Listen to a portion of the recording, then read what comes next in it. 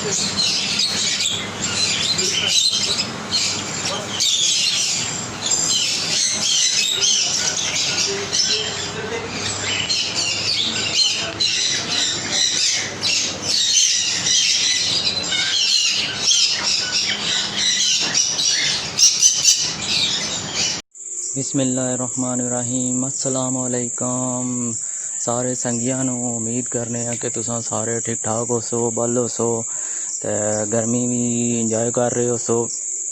सारे मौसम इंजॉय करने चाहिए, सर्दी गर्मी बाहर हज़ां। उम्मीद है कि सारे ठीक ठाक हो सो। अज असां तुसां नाल तारफ करवासां डॉक्टर इफ्तिखार साहब, जिहड़े जानवरां ने डॉक्टर हैं और ये इन्हें 5 साल डिग्री ली है DVM। उस तो बाद इन्हें अटक विच 1 साल काम किया है, कामरा अटक कामरा। उस तो बाद इन्हें हज़रों भी 1 साल काम किया है डेयरी फार्म च, कामरा च भी डेयरी फार्म च काम किया हुआ है। उस तो बाद इन्हों दा पोल्ट्री विच भी एक्सपीरियंस है।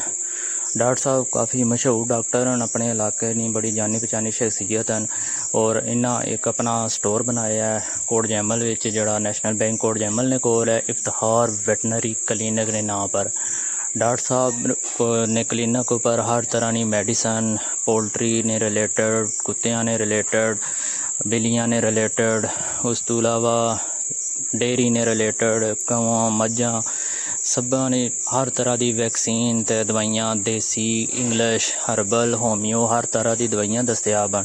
तुसी डॉक्टर साहब नाल खुद भी रबता कर सकते हो, उन्होंने क्लिनिक पर भी आ सकते हो। उन्होंने नंबर भी नोट कर लवो 0346 50 54 599, जिस पर तुसां रबता कर सकते हो। कोई भी किसी किस्म का मशवरा लेना हो तो डॉक्टर साहब नाल रबता कर सकते हो। किसी किस्म के कोई मेडिसन चाहिए हो तो डॉक्टर साहब नाल clinic main road Kot Jaimal near national bank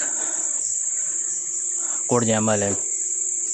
तुसी डॉक्टर साहब नाल ज़रूर रबता करो। वैसे इन्फॉर्मेशन लेने वास्ते किसी किस्म की कोई बीमारी ने सिलसिले व्हाट्सएप नंबर भी डॉक्टर साहब ना 0346 50 54 599 व्हाट्सएप पर कर सकते हो। वैसे मैसेज कर सकते हो या तुसी कॉल करके भी मालूमात ले सकते हो। बहुत शुक्रिया। अल्लाह ताला तुहानू खुश रखे। अस्सलाम वालेकुम।